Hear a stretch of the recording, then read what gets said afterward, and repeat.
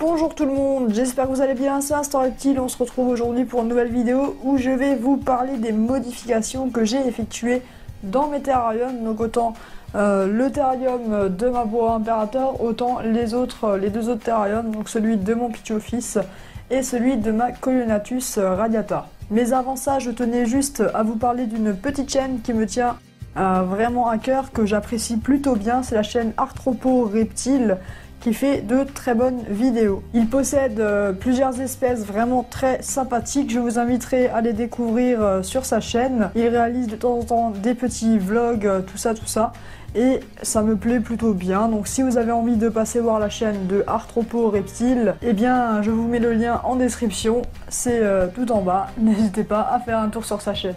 On se fait tout de suite le petit jingle, puis on se retrouve devant le terrarium de ma boa impérator, c'est parti.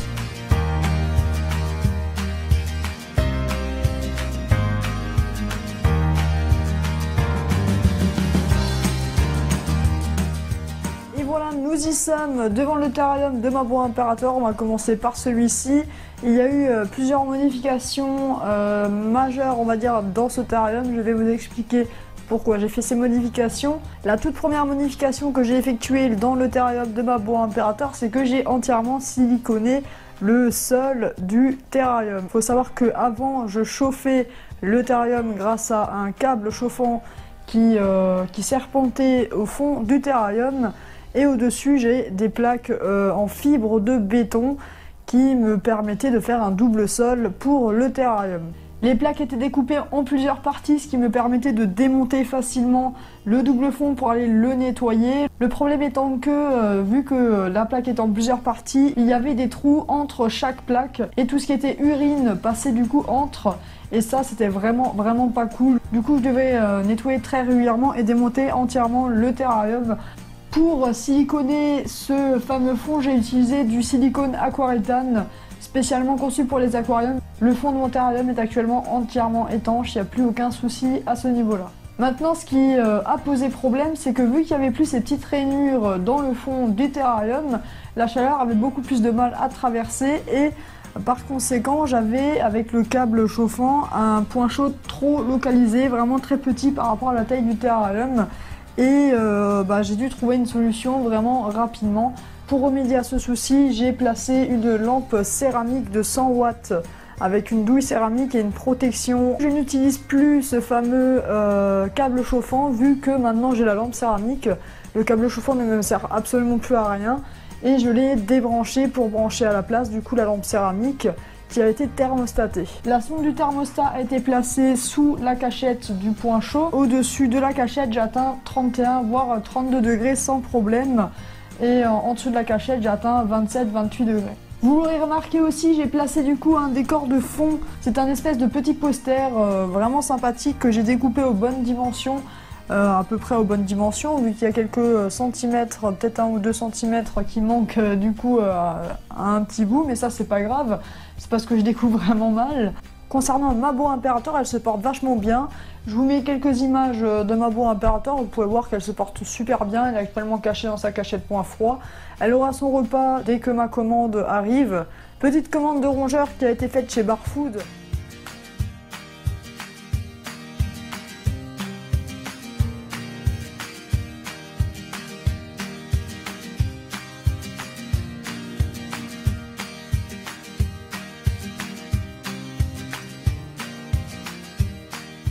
On va tout de suite passer devant les terrariums de la Coleonatus radiata et du Pituophis melanoleucus.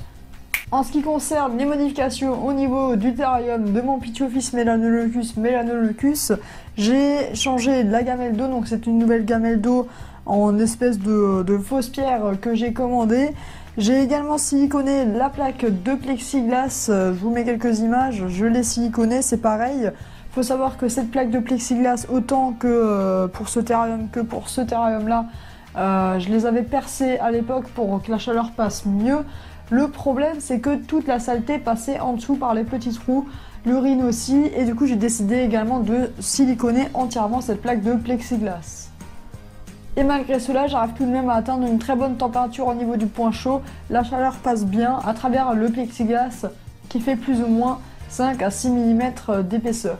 Pour le terrain du PT Office, une bonne couche de substrat, snake bedding, et puis tout se passe bien comme pour le terrarium de ma boa imperator. J'ai fait d'autres modifications au niveau du terrain de la Colénatus, mis à part que j'ai siliconé entièrement la plaque. J'ai changé le substrat, je suis passé pour de la tourbe de coco mélangée à des gros éclats de coco. Ce substrat va me permettre d'humidifier le terrarium de temps en temps avec ce petit pulvérisateur à eau qui fonctionne à pression.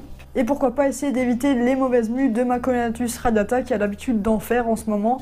On verra si cette méthode fonctionne bien ou pas. Concernant mon PT Office Melanoleucus, il se porte à merveille, il mange très bien et il grandit super bien.